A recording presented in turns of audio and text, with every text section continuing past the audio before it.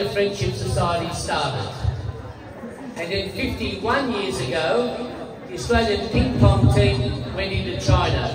So we were the second big thing that happened. Many people report only 2 things happened, but 3 things happened. And after that, after we come back from China, which I'll tell you, had many experiences going to China. My first experience when we went to China, we finished in the World Championship in Japan, went training in Japan, and were invited to go to China for a trip. And the Australian team of 5 of us went into China. And what an experience it was for a young lad. I was 19 at the time. And for 19, I was a table tennis champion in Australia. And I went to play, but the experience I had in China was unbelievable. We had 3 ping pong matches, Australia and China. And in the first match, and I'm used to not many people, there's a lot of people here today, it's usually big. I'm used to playing in front of 20 to 30 people. But when I played our first match in Canton, which at the now is Shenzhen, 7,500 people watched our ping pong game. And we won the first match 5-4. Now, that is unbelievable because China is very strong in table tennis. They're the #1 in the world. And they made us look very, very good.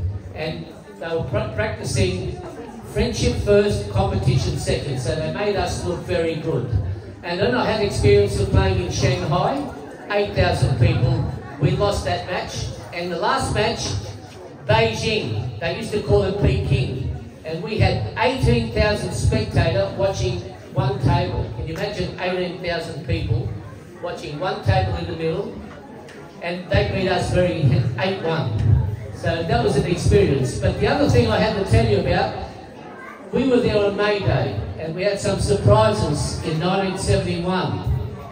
We actually met Chow and Lai.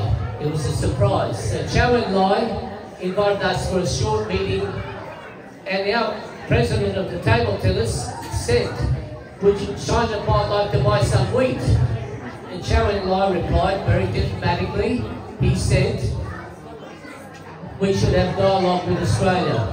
We came back to Australia. I had a meeting with Gough Whitlam with the members showing the film of our experiences in China, how friendly they were and how they wanted to be friends.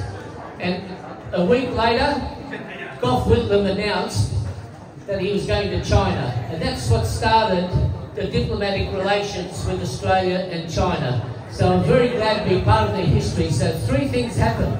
Australia and China have the trade, the ping pong team went in before, and the Australia Friendship Society started 75 years ago. And I'm glad to be part of your celebration, and thank you.